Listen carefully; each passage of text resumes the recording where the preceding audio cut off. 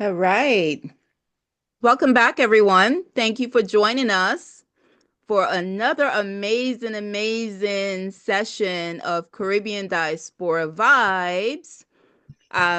We've had a interesting weather pattern. Well, we had freeze in January, and February is feeling like we skipped spring and we're going into summer, but I guess we can't even complain, right? The weather that we had for January, we better not complain. Thank you, everyone. Thank you for joining us. My name is Donna Morton, and I'm the president of Caribbean American Diaspora Alliance, president of Women of Culture, Inc., real estate broker, and life coach at Inner Vibes Consultant, among many other things. I want to thank you again for joining us. Dr. Arlene, how are you? I'm doing wonderful. It's great to be here. Yes, and bless up, Lois. How are you? Oh, I'm feeling well. God is good. We're good. It's good to be here. Another session. Want to welcome all of the listeners across from the CSR Network audience. My name is Witter, your program director, and it's good to be with you another Tuesday, Caribbean Diaspora Vibes. It's good to see everyone this evening. Welcome. Welcome, Thank welcome. you.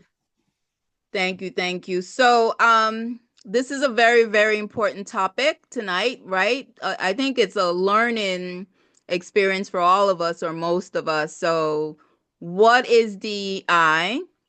Who benefits and etc. So, we're going to first introduce both of our panelists, and then we're going to begin with Dr. Patrick Coggins to kind of start the conversation. So first, please, Dr. Patrick Coggins, tell us a little snippet about who you are, please. Yes, good evening. My name is Dr. Patrick Coggins. I was born in Georgetown, Guyana, and see that as my DNA and my home. I've been in the US for several years. I'm now a professor at Stetson University for the last 35 years, where I was able to develop their multicultural education program and started the Caribbean organization for students on campus, and has been very engaged with the community on DEI issues. Wonderful. So we're looking forward to hear more. And then Dr. Issa White.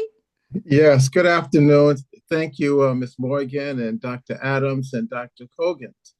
And of course, Lewis, who is back there taking care of business Yes, and sir. allowing us to be on the show. It's a wonderful thing to be Amen. on a show dealing with the Caribbean diaspora. Yes, sir. I am part of that diaspora. You know, first of all, I was born on a little island called Manhattan. Oh, yes. But my roots, my father's roots stems from a small place called Black River, St. Elizabeth, Jamaica.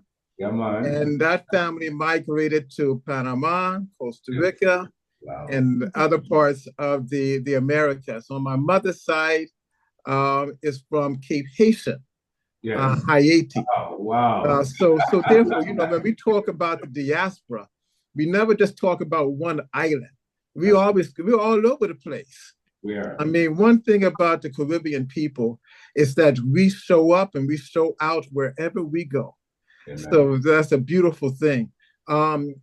As Dr. Coggins, I am a professor. I was at the head of the history department in public history at the University of Central Florida for over 16 years. Before there, University of Illinois, head of the African American Studies and Ethnic Studies Department. I'm a publisher of 5 books, major books. I have a new book coming out in a few days called Blacklisted, Paying the Price for Speaking Truth. Mm. And that's what we do as people of the Caribbean. Yes. And along with that, I'm the last academic to have interviewed Thurgood Marshall. And I served on 3 White House commissions dealing with the issues that we're talking about now. But it's not about me. It's about what we have to do as a people in reference to the DEI and the conversation that we're about to talk about. But again, thank you very much, and I look forward to this wonderful and brilliant and exciting discussion tonight.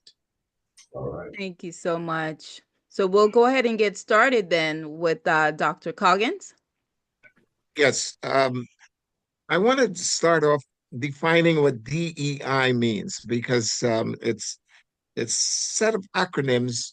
And let me start with the D. The D means diversity, and that meant including people of different races, origins, and backgrounds in the workplace, in the educational setting, and in our society. The E refers to equity, and that is defined basically as fairness and justice.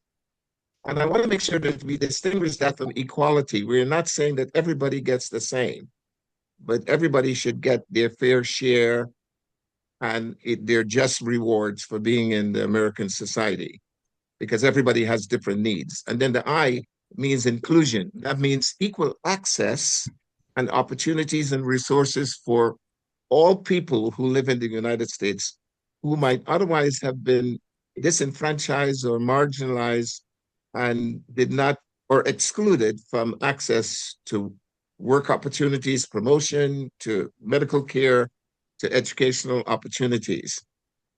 The major goal of DEI is and was to remove barriers, institutional racism, institutional gender issues, social barriers, so that we can enable people to progress and access all the resources that will benefit them to live a good quality of life, and also to access jobs, promotions, purchase houses, and be very effective as an individual lives in the United States. Now, the basic origins, as you recall, goes back to the 60s when we were marching, pushing for civil rights and equity throughout our society. And many of these marches focus on justice, trying to open up access to hotels. Of course, the 1954 Brown decision made that possible for us to access not only hotels, but to access fairness within our educational system. That really opened up the door. But it took 9 years since the Brown decision until 1963, when 1963 is a critical year, because here's what happened in that year that laid the foundation for DEI. Many of you recall that in Birmingham, 8,000 African descent kids were put into prison. And what were they pushing for? Equal access to the downtown stores, equal access to educational opportunities. And these 8,000 young people, ages 6 through 18, were jailed. They lived on bologna, and we're talking about boys and girls. And you may wonder, well, what were the adults doing? The adults could not protest, could not march, and even Dr. King was in jail. And many of you remember his letters from Birmingham, which was the lowest part of the civil rights movement. But what was the benefit? The benefit was those 8,000 kids and Dr. King and the adults managed to desegregate Birmingham, which was the toughest area in the South, and they gave energy to the civil rights movement. That resulted later that year, many of you remember the March on Washington, D.C. in 1963. And we brought thousands and thousands, hundreds of thousands of people came together pushing for jobs, pushing for equitable treatment. And the next year, which was 1964, had we not have those marches, we would not have achieved what happened in 1964. 1964 was the year we had Title VII, which we called the 94 Civil Rights Act. And that was very important because it opened up educational opportunities, it opened up equal treatment and access to mortgages, access to the economic as well as the educational system in our society. But what was very important is that passage of civil rights law in 1964, which was signed into law by President Lyndon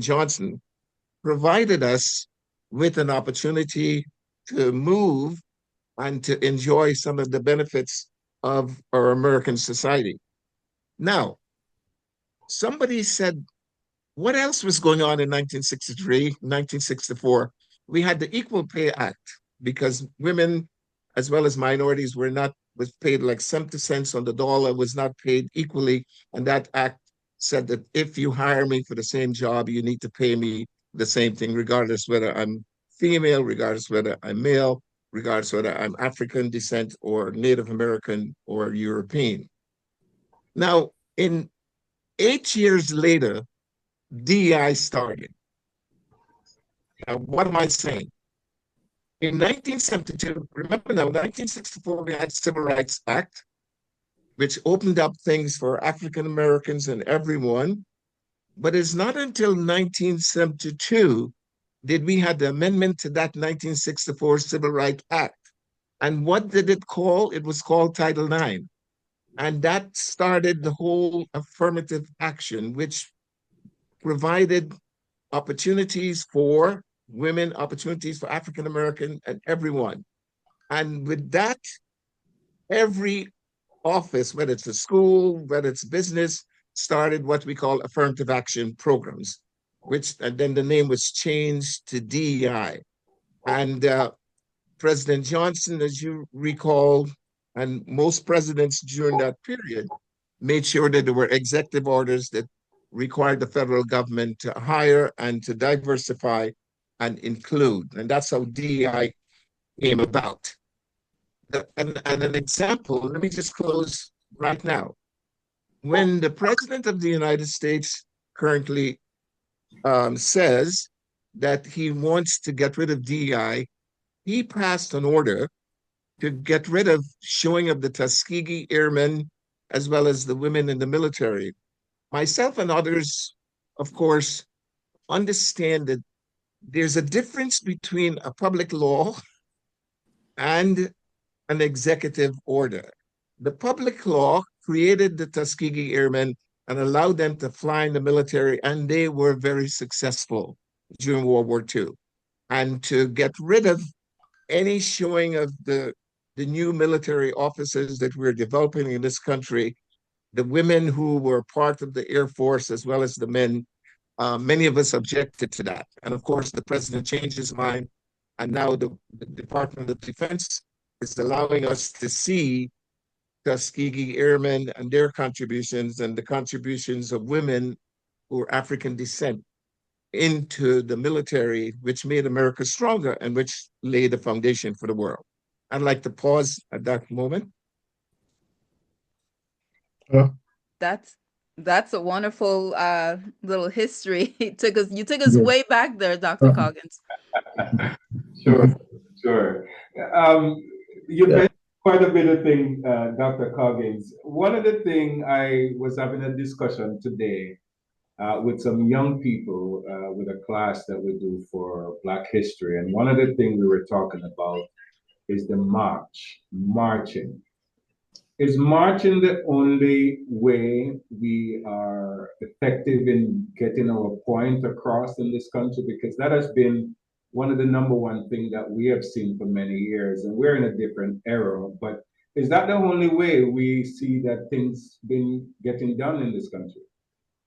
That's excellent. And let me go back to Rosa Parks in 1955. Yes. Well, what did she do? She tried to ride at the front of the bus. And where she lived, they did not allow African descent people to ride at the front of the bus.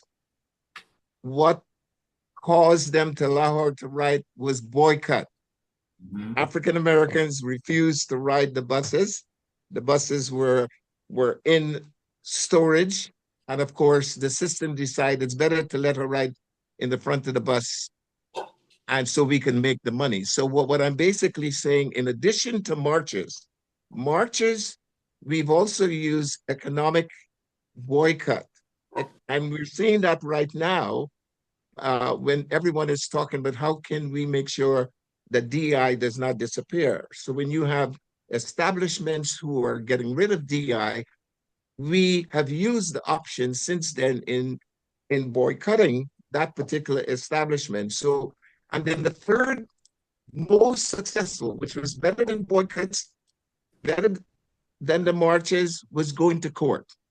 We used the legal process, and we did that in 1954, and we had done that consistently to get the Supreme Court, to get the court in our particular jurisdiction to respond to the Constitution and respond to the 14th Amendment. So there are three basic things we have to continue to do. We have to take issues to court where we feel that our rights are being infringed on. We have to use economic boycott, and we have to march. Okay. Thank you. Thank you. Thank you. Dr. White? Well, I thank you that Dr. Coggins gave us a broad history as to what took place. And I think that's very, very important. I want to add a few things to it because as a historian, one of the things I want to argue and to maintain is that first, you're right, you had Brown versus Board of Education 1954 that stated that segregation breeds a badge of inferiority. But people forget that there was a Brown case 1955 that stated that we will end segregation with all but deliberate speed, which really means that they could take their time. And that lays the background for 1961, when John F. Kennedy had the Executive Order 10925 that created the Committee on Equal Employment Opportunity. That's the first element of where we see an affirmative action movement. Then we see that in 1965, with Executive Order 11246, that Johnson developed. Remember, Johnson is the one who comes after Kennedy.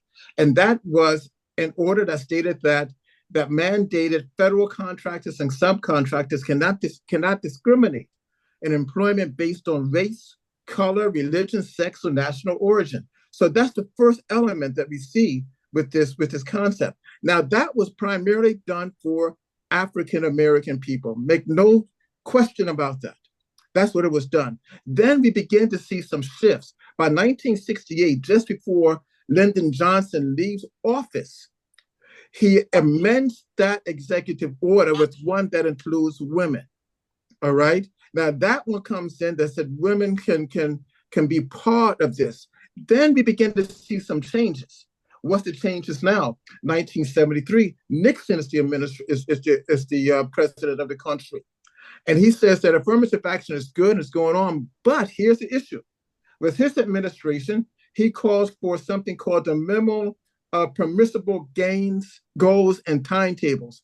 That meant that affirmative action is supposed to have an ending point at some stage. People forget that element. And within that, shortly after, we have a number of cases that come up. One, the 1978, the Bakke case that stated that there was reverse discrimination in educational facilities. The Supreme Court said, no, it doesn't, but that's the first real challenge. Then you have the Bakke case that comes up the next year, 1979, AFL-CIO versus Weber.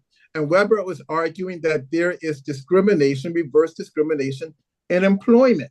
So that was over, that lost too. But it comes up the challenges now. The challenges, which is very, very important. The first major challenge, which now affirmative action loses, is what? 1995. You can't forget about this. This is the University of California voted against affirmative action. People forget that. Then in 1996, you had a California Proposition 209 that ended affirmative action in public education and public contracting. Now here's one in Florida that people completely forget about in the years 2000, called the One Florida Plan. Have you ever heard of it? Most people have never heard of it. All right, the One Florida Plan that stated that race could not be used as a factor in college admissions. So it merged from that and it went into something called the Talented 20% Plan, that the best students can gain admission into colleges. So you see that now, the first time, now as this is going on, we begin to see also in the 1990s that now the gay community and the lesbian and homosexual community, they begin to take in on this executive order that they want to be included in this whole mix with that. Now, the first time that we begin to see the term affirmative action was during the Obama administration. Not only can you remember that, 2016, when he started to talk about it, let's be before 2016, I'm sorry, when he begins to open up bathroom facilities in the educational institutions at the high schools and the elementary schools to kids who said, well, if I feel like being a woman today, I'll go into the girls' bathroom. If I feel like being a boy today, I go into the boys' bathroom. Do you remember those cases? Yes. All right. So where does that leave us now? All right. That leaves us that the whole element of affirmative action that morphs into DEI now lacks the fortitude of what it was supposed to be designed for. And that was primarily for people of African descent, more specifically African Americans, because they were denied entry into the social, political, and economic spectrum of American society. So now, since other people have merged into it, then you have to ask now the very real question. We know the intent and we know the feeling. We have to ask the real question and look at the real evidence, all right? Not the emotional evidence, because we have an emotional arguments that, oh my God, we want DEI, it helped us and so forth and so on. But the real evidence of it is that right now, as we speak, 61% of the people who benefit from this are white women. All right. If it's at the governmental institutions, state, federal, or local, or in private enterprise, it's white women. Now let's look at the other groups that's benefiting that we don't like to make mention of. 14% are Asian Americans who benefit from these positions. All right, that's something else. 18% are Latinos. Now, even though my family is Afro-Latino, let's be very, very clear. We're talking about light-skinned Latinos that really benefits in this element.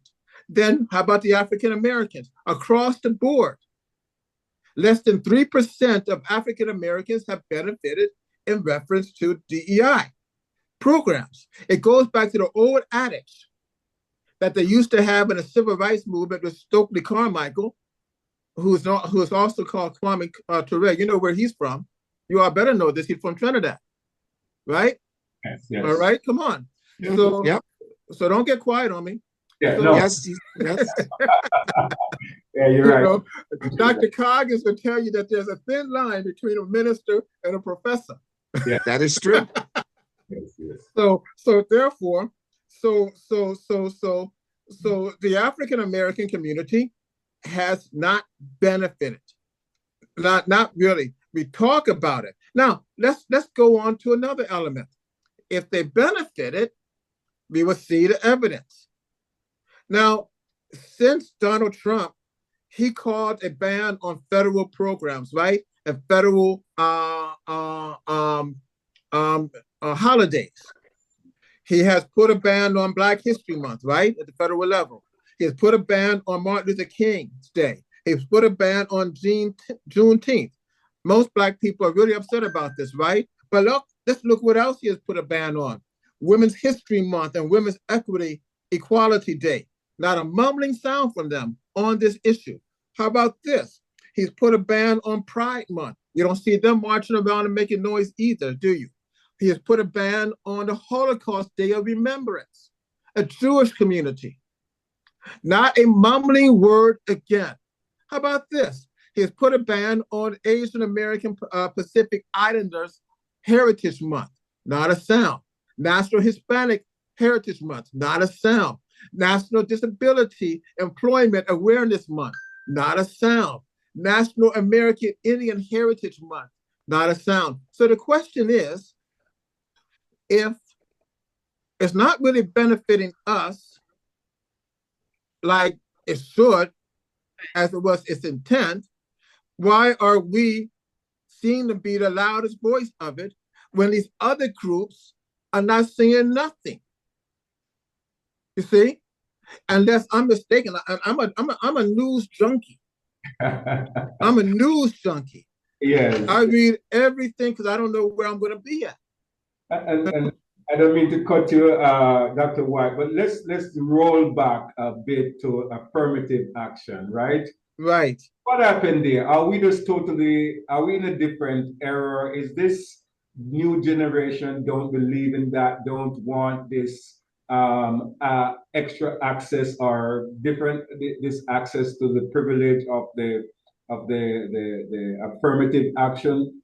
What do you think happened here? Why we are at this bottom level 3%, and the white woman take it over, the Hispanics take it over, and we are not. I have a daughter, not a 23-year-old, that should be taken advantage of.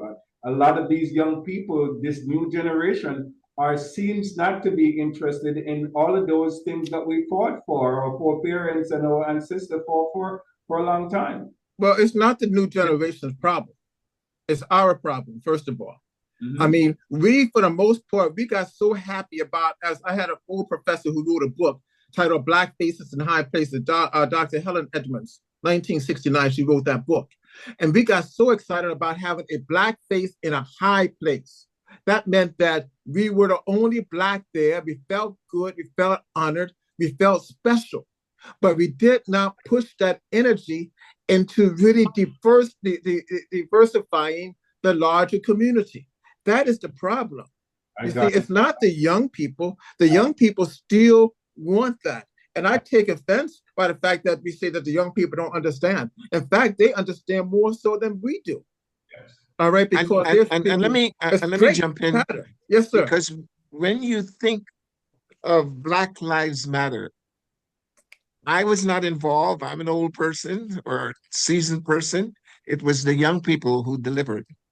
It was the young people in 1963 that laid the foundation for Title IV and all the things that we've talked about. So the young people understand what is going on.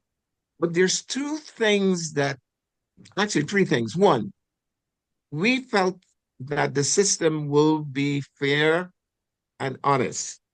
After the law is there with the civil rights, after affirmative action, but the system was not fair. And I think we were blinded and we were not aggressive. The second thing is that we did not educate our population. We didn't have this kind of discussion we're having tonight to let people know what are the pitfalls, what are the shortcomings, and that the numbers did not match up to the population. If we're 12 or 13%, depending on, or 14%, depending on what demographic statistician reports, the population, we should have 12 or 13 or 14% of the jobs. And we didn't get that. We got 3 or 4%, as my colleague says. The last point about this is that, and I want to affirm, and he said something that is so important. The struggle for civil rights have been on the burden of African descent people, whether they're from the Caribbean or born here in the United States. White women have been silent, and they have benefited from affirmative action. Asians have been silent, and they have benefited from affirmative action, or DEI as we call it now. Hispanic Latino have been silent, and they've benefited from it. Right. And I think that the challenge right now is for our leaders, ministers, business people, all of our leaders to say, we cannot carry this burden alone. We need all the other groups, and in particular, we need the white women who got 69 or more % of the benefits of affirmative action and DEI to really step up and be a part of it. And that is the challenge today. We cannot carry this burden alone. DEI will continue to dissipate and destroy the gains. But what people are not looking at, it's destroying the gains for everybody, because you're part of that demographics, women, Hispanic, Latino, Asian, African descent people. And what I'm pushing for, what I'm arguing tonight, is that we need to get our brothers and sisters who are European and who benefited from this, because if a white woman benefited, it means her kids benefited or her husband benefited. the entire white community benefited from it. We need them to come together with us. And I want, yeah, because that's not going to happen. And I don't mean to be a spoiler. You said something, Dr. Coggins, about education, and I think that is lacking. Just like my brother, Dr. White, I am in media. I listen to every little part of media every day. And I don't see our leaders, I don't see our preachers, I don't see the pulpit, the churches talking about affirmative action anymore. This thing as if it does not exist for our community because nobody educates the young people or encourage us to take advantage of these things. Where is this information anymore? We don't hear about it. well, I think that many of our leaders don't speak our interest. All right, they speak the interest of other people because they get benefits. They're like Lazarus in the Bible. They're at the table waiting for crumbs. So they speak other people's interest, not ours. So therefore, I mean, look at it now. If you look at the general gist of the political party system of the Democrats, when you look at the last election, the interest is on the gay community. The interest is on the Latin American community. The interest was on even the Muslim community. But our interest was not there. All right. But we led the fight.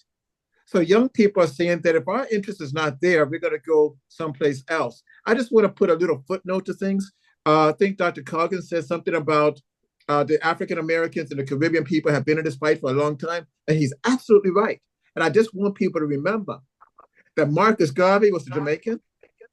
Malcolm X was a man of Caribbean descent. His mother's from Antigua. Stokely Carmichael, Trinidad. Louis Farrakhan, Jamaica. You know, so we've always been in the mix. Yes. You know, and even Adam Clayton Powell. He married a Black Puerto Rican. So we've always been in this mix. So that's important because sometimes they try to make divisions, and there shouldn't be any divisions. But going back to the major point is that I don't expect personally for other people to align with us. I think that we have gone through that struggle for a long time. And every time they have seemed to align with us, they have pushed their agenda and ours have become sidelined. I think that we have, as a group of people in this country, we have the numbers, we have the money, and we have the political clout if we use it. If we're not afraid to use it to push our agenda. Now, the question is, what is our agenda, right? What is it? Is it the case whereby we just want to be included and say, wow, that's exciting? Or is it an agenda whereby we want to be major power brokers? We want to have generational wealth, and we're demanding our seat at the table to make policy. That's different than affirmative action. We have to look at these things. What is our agenda? And I think the young people like Lewis and Donna, you know, Coggins, you and I, we were the other trend. We're old guys, right? but we still have to fight. And I want to underscore something that is very interesting. I was looking at the U.S. Commerce Department, and they said that we as a people in the United States of America, the 40 plus million of African Americans and the 40 plus Afro-Caribbean individuals, generate over $1.2 trillion. That is more than many of the African nations. There's over 54 of them combined. And here is my point. We need to believe that we are actually a people who have over $1 trillion and that we deserve to get 10 to 11 to 12% back into our community. And if you recall the history during the Reconstruction period, we had our businesses, We supported our businesses. And I see a very important trend developing where African Americans are going back into developing businesses in their own community, like what Donna is a very successful business person. We need to understand that we have that economic power and we got to use it wisely. The second thing is that we need to get more of the leaders in key positions to talk about this. And what I am doing is really challenging, and I'm going to be doing that for the rest of the month. I'm challenging our leaders to really address what we're addressing tonight. And that is, we are Americans, we're citizens of America, we're contributing to the economy, and we deserve to not beg for a slot here, beg for a slot there. We are entitled to a slot because we're contributing members of the society. And when I look at what the US has gained from our work, the Haitian population gave us Louisiana Purchase. Is that right? Yes. Which involved not just Louisiana, but 15 other states. So we have contributed historically to the wealth of this country, and we cannot be silent anymore. It's a matter we got to negotiate, and we got to negotiate with one thing in mind. And I believe that Dr. King died because of one reason. If you remember where he died, he was at that rally for the garbage collectors, Right. a better word, Sanitation, yes. And he was basically saying is this issue is not only an issue of race, this is an issue of economics. And what I'm arguing tonight is that we are contributing economically to the growth we have historically of the United States. The question is, how do we get and advocate for our percent back? This is not about affirmative action. This is about sheer economics. We have to, I think we have to force our leaders to speak truth to power.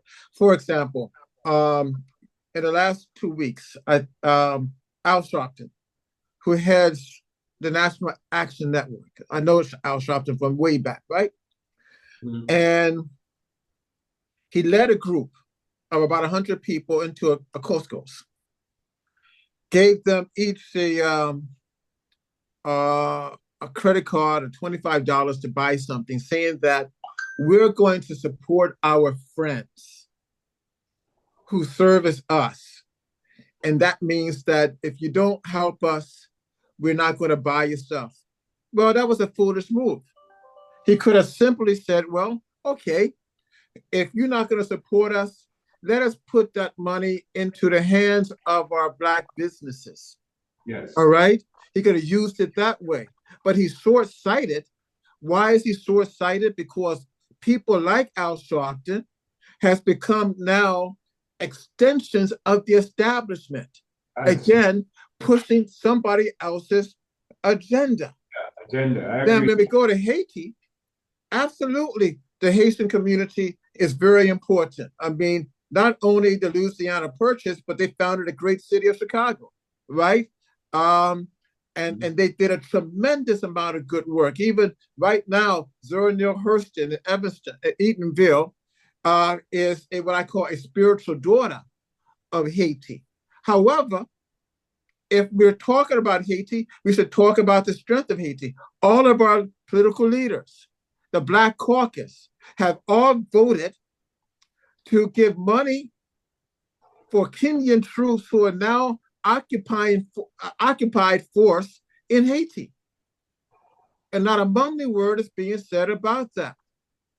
And they have agreed that the United States, along with France and Canada, should use their power to subjugate the Haitians as they go through their, what I call their own civil war, so that we, on the other hand, can begin to control the mineral resources and other valuable assets of the Haitian community.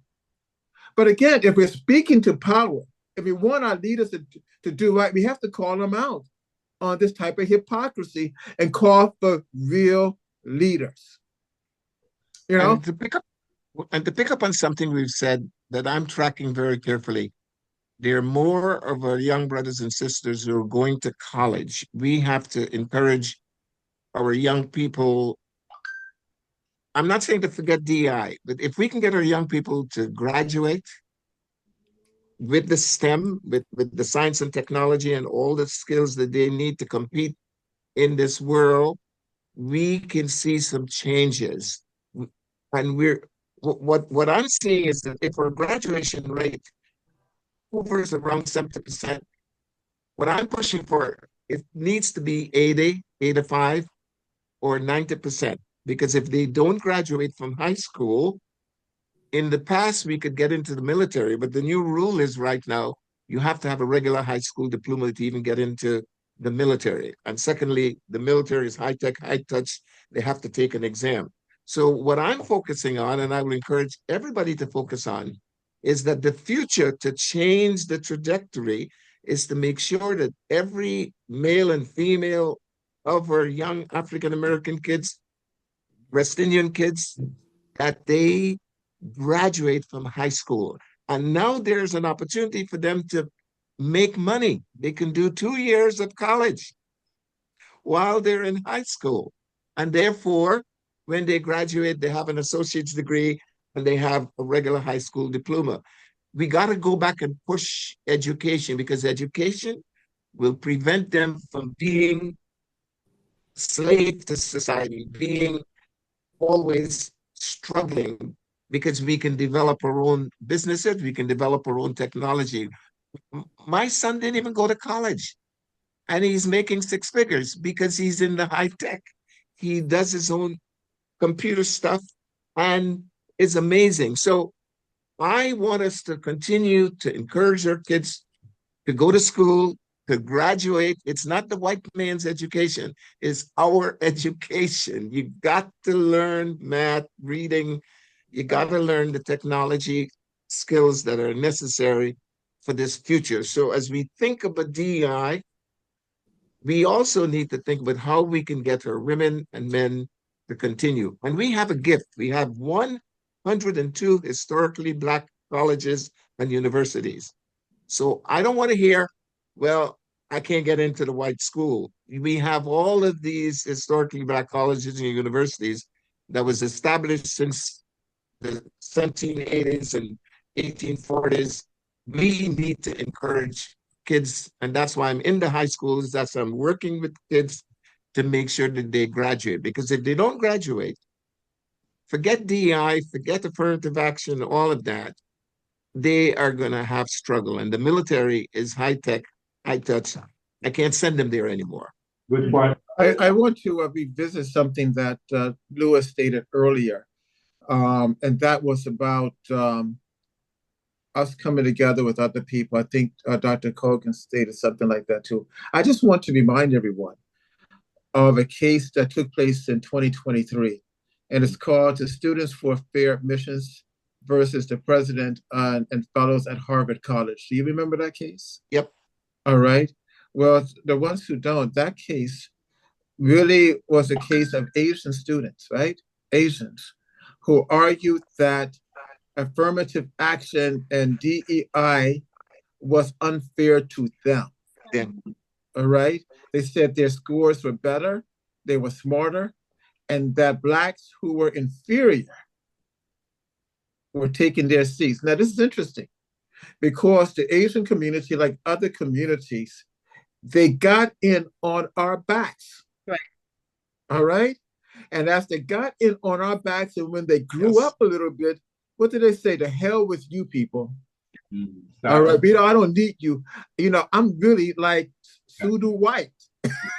I think that the good thing what's happened, you always have to look for the lessons and everything. And I think this kind of expose what's really going on, because like I said, I think a lot of us are blindsided by the numbers. The number one, the percentage, over 60% white women, then the second, Latino Hispanic, then number three, Asian Americans, then number four, Native Americans, number five, individuals with disability, number six, veterans, number seven, LGBTQ, and then number eight, Blacks. Yeah. So I think a majority of us are like, what? So I think this needed to be exposed. Yeah.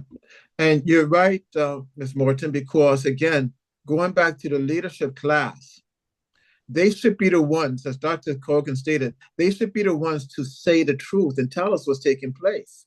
Okay. But instead, they're camouflaging it. They're hiding it to benefit, again, their own special interests. And I will not stop from that. I know many of my colleagues throughout the country, they hate it when I say that, but it's the truth.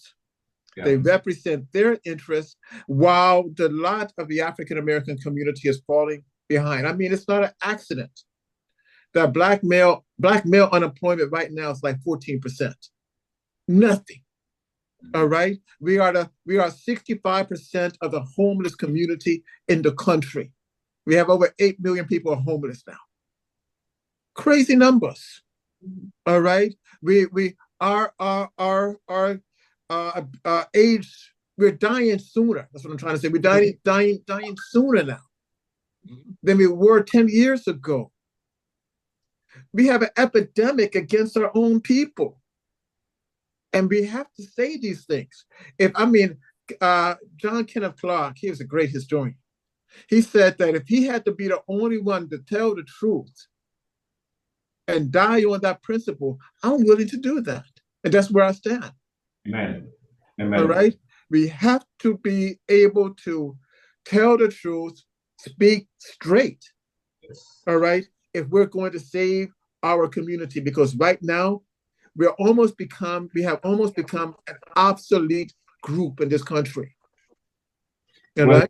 Well said, Doctor. Let me just jump in here real quick. I know we have been talking about education, which is a priority and very, very important for our young people.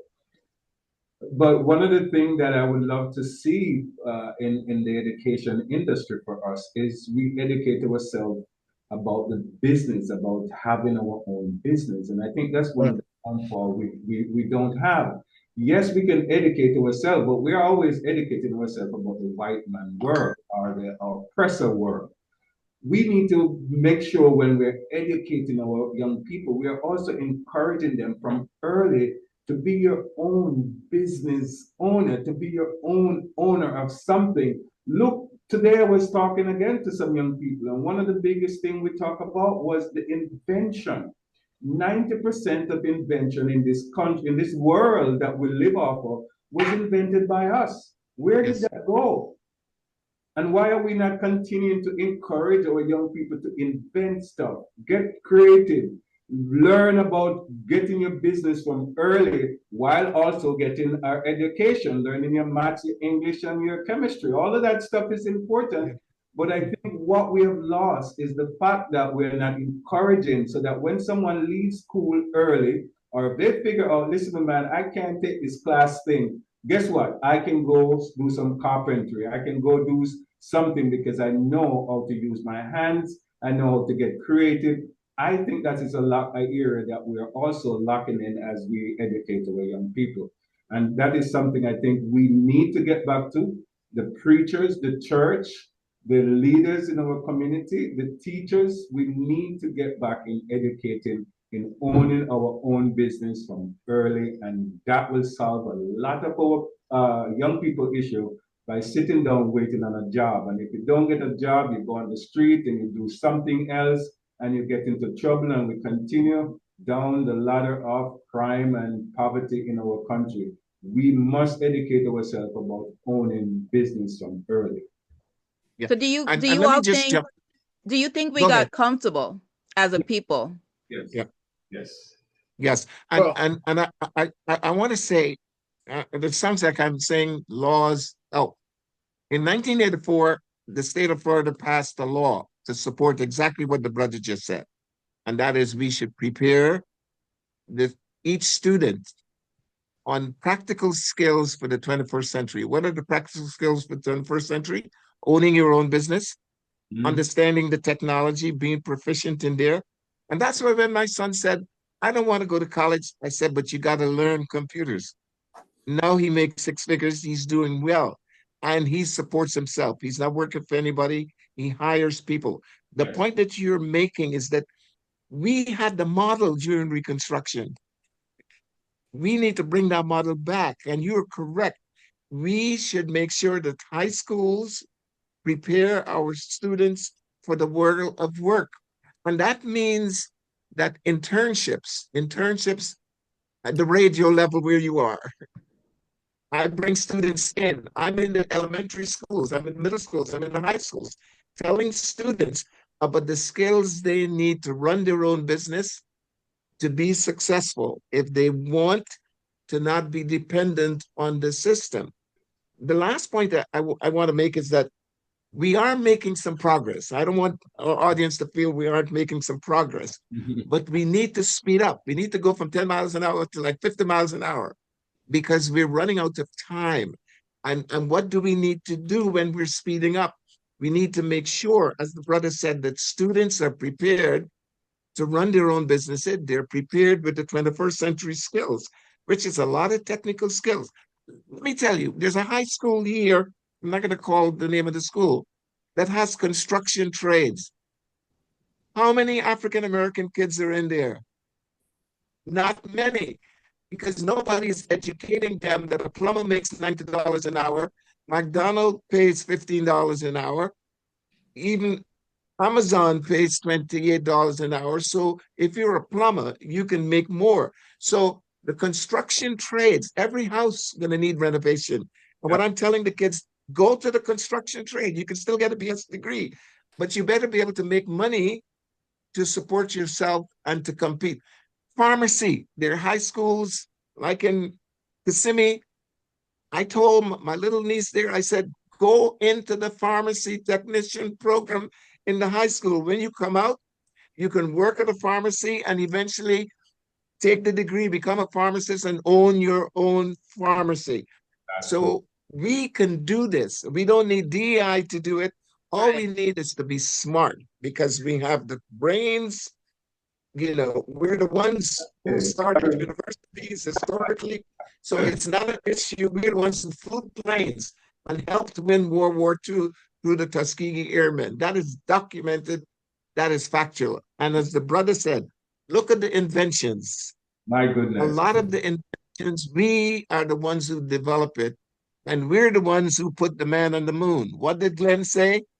I want those Black women to do the mathematical analysis. So our women, our men are talented, and the focus has to be graduating with skills that's going to make you, get you a job, and you don't have to work for McDonald's because you own the McDonald's. That is correct. And also, as you point that out, air condition. Look in Florida.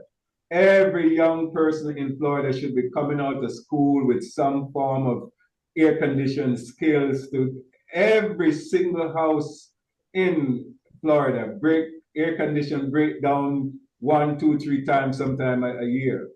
These are industry that we need to encourage our young people. Go get a skill also while you're learning in the air conditioning field, to be technology, to be technician, own your own business. As soon as you get out, you can set up a little company and be an air conditioning tech after you work with somebody for a year or 2 and get the right understanding how to deal with it. But we need to get back to this in encouraging owning business, being your own man and woman. That's how you're gonna support your house, your family, not by sitting down waiting on $10, $15 and hoping to get a 25-cent raise next year. Makes no sense anymore. And again, that falls on the leadership class. Yes, sir. Because our leadership class over and over and over again tell all our young people, well, play football, play basketball, go to college, and you get a little degree. and that type of thing, as opposed to occupations that deals with wealth. You see, and this is very important because even as we speak, right now, the average white family has 6 times the amount of wealth than the average Black family. That's right here in Central Florida. You know, so and we have to talk these things. For example, even though I'm a professor, but all of you don't know that I'm also a farmer. All right, I'm one of the few Black farmers in the state of Florida. Yeah. We need to get Blacks out there in agriculture. We got to eat. Everybody eats. Yes. All right, and there's avenues to build wealth in that, as you stated, plumbing, welding, all these things. But I mean, but they're closing out to us very quickly because other people are getting them. And guess what I'm investing in? I own several nails salons. Wow. Which is providing jobs for people. And somebody said, what is the professor doing with that? Any person who comes into a nail salon is spending $70 for their feet and their fingers. Why can't we own that? Right. I'm getting folks to infiltrate. We should not wait on somebody else to come into our community and set up those businesses. We should be the ones who own it and provide employment. And that's what I mean with the $1 trillion. If that money could circle, even 10% of it circle back in the community, we would be very, very independent and very, very effective. Amen. I think we have a mindset we have a consumer mindset. So somewhere we got to switch the mindset to be like other groups, to be more business owners. Along, you know, some will have the trade and the skills, etc., STEM, construction, but we've become just heavy on the consumer. And we've gotten lax and comfortable. The one good thing I guess, you know, we have been doing to really look and see that we've been doing actually pretty good, and we weren't doing it with DEI. So that's kind of like a wow. So you know, but we can do better. We should do better. We can do way better than what we're doing. And I think switching the mindset from being that consumer mindset always, and coming and building a business and more leadership classes. Where is the leadership class that you mentioned, Dr. White? Is that at a college, or is that something that you went to? How do we get something like that implemented for young? The leadership class is the clergy. The leadership class are directors of organizations like now NAACP, the Urban League, CORE, those groups. Fraternities and sororities. Absolutely, fraternities and sororities. The leadership class are the owners of businesses. These are the leadership class, all right? And we need more of them to become more aggressive, like Dr. Coggins has stated, to push the argument for wealth building and entrepreneurship that's going to be beneficial to our community. I mean, look at it now. If you go to any community, for the most part throughout Central Florida, you find very few Black businesses. Take out the barbershop and the beauty shop and the church. You'll have nothing there. In fact, we don't even have communities. We don't even have neighborhoods. We just have places. That is because the real community have these things. We have no banks. Yeah. We have no grocery stores. We have no grocery stores. We have no institutions that we can buy hardware materials if we need them.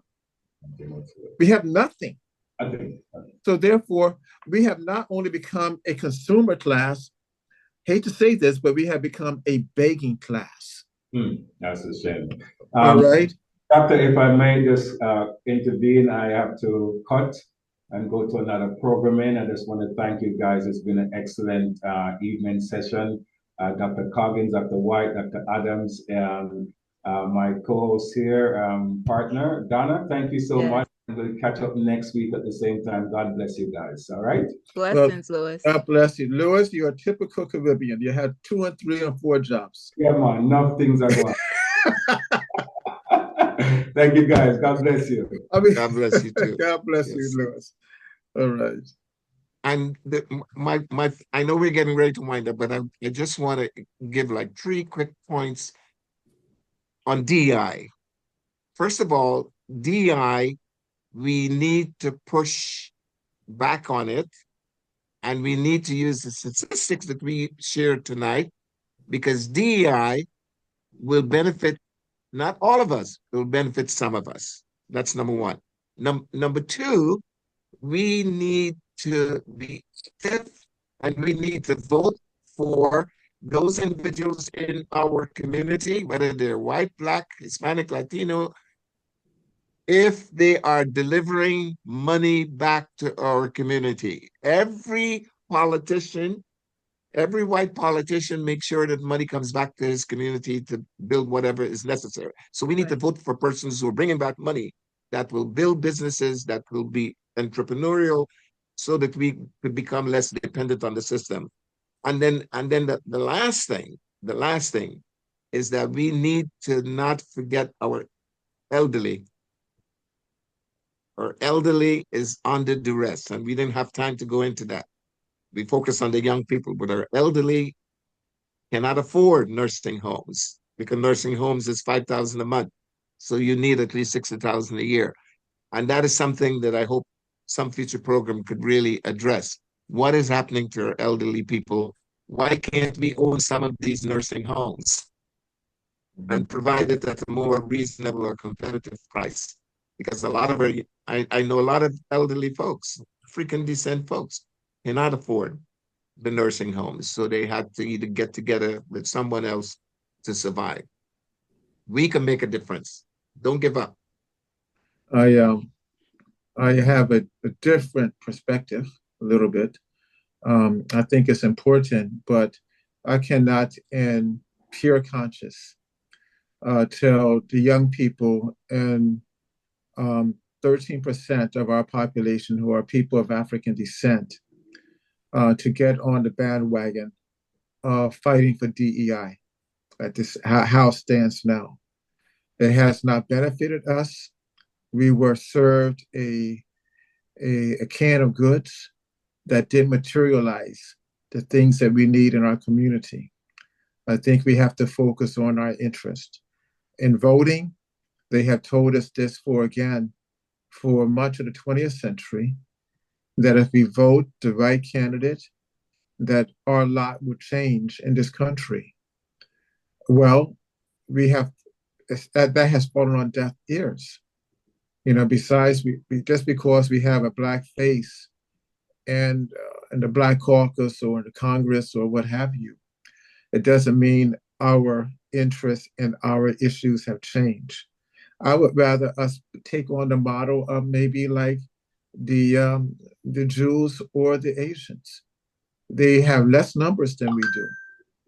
They cannot push in a candidate.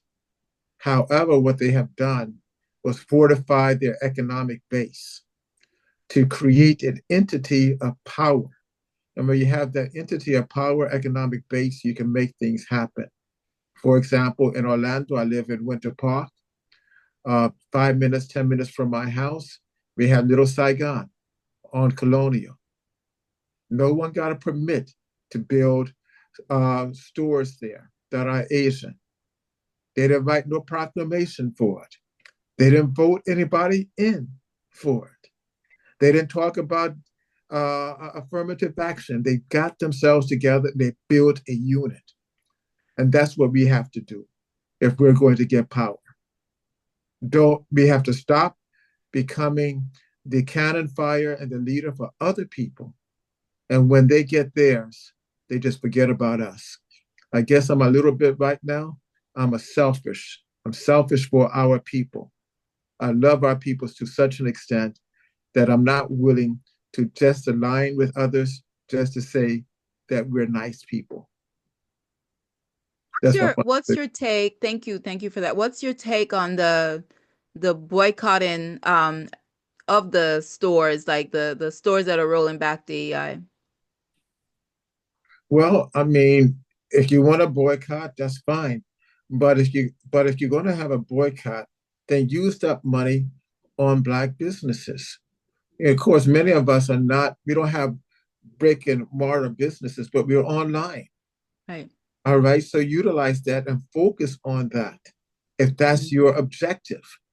Because if that is not your objective, just by boycotting, that means you're going to end up taking that $9 or that $10 to another institution that don't benefit us. We have to think smart and strategically. I remember years ago, remember the case where the Zimmerman case in Sanford? And remember Al Sharpton came. I'm going to give you readers a little view. Al Sharpton and I go back a long way, right? So I met him here at the Rosen Hotel. And I said, Al, we have to boycott everything there. You know what Al told me? He said, Dr. White, I know you're a long time, but we can't boycott because the Black people will starve. And I said, have you seen the people here? Nobody's going to starve. All right. But he didn't have the strength because, again, him and others were connected to the establishment to preach a narrative that says that we have to do it their way.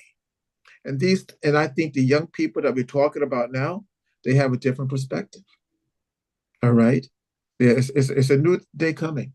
So I disagree respectively with Dr. Coggins on the voting thing and DEI. I just think a little bit different. But nonetheless, we're still on the same page. Remember that. Yes, yes. Dr. Coggins, your take on? Yes. A couple of things. One, I believe that if we're contributing money, it's our money that supports DEI. Therefore, we're 12, 14% of the population. If there's any benefits on the DEI, then I think we need to get it. One of the things we have made a mistake in, we have not been forthright in arguing. We've done that for small businesses, SGA, and many of the small businesses. New York right now, I'm working with a group. We're getting our percentage back from the taxes we're paying in New York City are being reinvested into African-American businesses. So the second point is that I agree, we have not benefited from DEI, but DEI provided a framework to change the conscience and change the thinking of people that we are part of the American society, and if there's a program, we should get it. And one of the reasons why we did not get more than 3 or 4 or 5 or 6% is because we were silent and blind. We were not aggressive. The other groups were very, very aggressive. If you remember in the 1970s and 80s, the women's group were what? They were very active. Right. They were marching and they were doing exactly what we were doing to make sure that they get their interest. And we cannot be tired of marching. We cannot be tired of boycotting. And I can tell you right now, I only shop at stores that hire folks that look like me. If they don't hire folks that look like me, I look around for a store that hires. And I think that the economic strength we have is supporting African-American businesses. I agree with my colleague.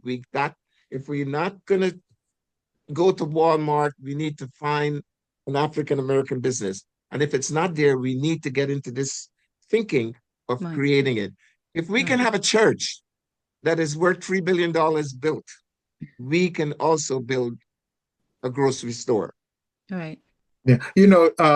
Today or yesterday, they had a press conference with many members of the Black Caucus and their allies talking about DEI and other issues like that. And the first thing that came to my mind is that if you really wanted to protect Executive Order 11246, and that's been over 55 years ago now, that led into DEI, they could have easily at some stage, at least in the 70s, brought it on the congressional floor all right, to become a bill. All right, pass it, let it go through Senate, and make it a law. That was when I'm talking about Black leadership. They didn't think about that, not at all. They just assumed that these things were going to be around forever. That's our problem. We got comfortable. That's what We got comfortable, we got easy, and we weren't thinking. One of the difference that is different than the leaders that we had in the past. You know, Dr. Coggins and I, we come from a generation that said that let's read between the lines. Let's see what they're not saying. Let's analyze. Mm-hmm. The generation of leadership that we have now are not critiquing, not reviewing. They're so happy just to be out there and to be on television. And Dr. Coggins, I was just talking to a friend of mine earlier today at Brown, and I said to him that most of the leadership, the professors like us, we're not there any longer because these young professors, they're so busy trying to be celebrity professors. They're trying to interview. Every time they get a talk on TV, they're interviewing for a job for CNN. You see, or something like that. They're not doing the work. Right. We did the work. And one last thing, because I wrote 2 books on the Tuskegee Airmen, I am looking at the veterans, the number of African Americans who have served this country as veterans. Right. And DEI should not disenfranchise them. They should get every benefit. And that's what I mean. Yes. We got to keep our eyes on the game, because when somebody says we're going to get rid of veterans programs, 30% of the military or more is African descent people. And I want to make sure those brothers and sisters get every single thing, medical care and any other thing that they are entitled to. So I'm saying we got to be vigilant. We got to see what DEI means. We got to make sure that we're not silent. We cannot believe that the other side will have our interest. And if we are diligent, we can build our own parallel economic base, but at the same time use any resources that federal or state government have to help us to get a return in our investment. Because we pay $1 like everybody else for gas, or $3.50, and we need to get our 14% back. So both hands on deck. One, rebuilding or redefining what DEI is supposed to be, and then the second, have a business mindset, and instead of being the consumer mindset that I think that majority is right now. And then we need to start teaching that to the children early, 5, 6, instead of just playing basketball and that's all, in sports. We need to get more in business, trades, skills, STEM, like you said. Awesome. Dr. Arlene, do you have any last comments as we wrap up? I just want to thank Dr. White and Dr. Coggins for coming by to share these important truths to us. And I believe with Dr. Coggins, we have to get into the elementary schools, not high school. Starts 5 and 6. At age 5, I knew exactly what I wanted to do.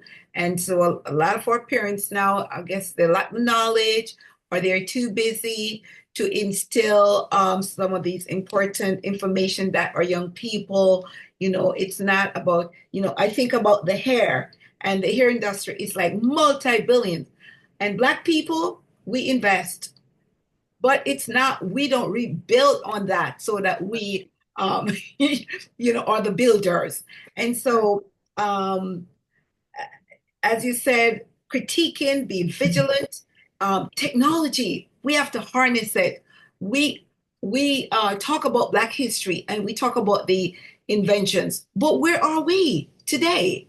We're standing on shoulders doing nothing. So thank you so much. And I'm so blessed. And this is, I like this because this is what I teach young people, And so I'm looking for more of these, Donna. I'm more outreach. Thank you. Thank you again. Thank you, Donna. Thank you, Donna. Thank you. And Dr. Coggins, good seeing you again. We live, 40 miles apart and we don't see each other? Come on. Yes. Yeah. So, And Donna, whatever you need, you call on me and I will be there because yes, yes, yes. I'm not afraid to speak out. I know that's right. And I'm Dr. going to speak Adams, the thank you. truth I to power. definitely think that we need to educate our young people about what DEI is, because most of them probably, if you did a survey at high schools, middle schools, high school, maybe even college. So Yeah. yeah, we've just assumed, when you just assume things are the norm, and now everybody's like, what's that? What's that? So again, there's always a lesson to be had in any kind of, struggle that we're going through. But yeah, we're gonna rise. We always rise, and we're gonna be better. And this opportunity, I think, is for that, for us to continue to rise. We're still brilliant. We are Black excellence. We can't even help it. Time. All right, everyone. Take care. Thank Thank Good you. night, you. everyone. Thank you for Good joining night. us. See you next Thank you, time. colleagues. Dr. Bye-bye. Adams, Coggins, Morgan. Bye-bye. Thank you. Thank Thank you you. all.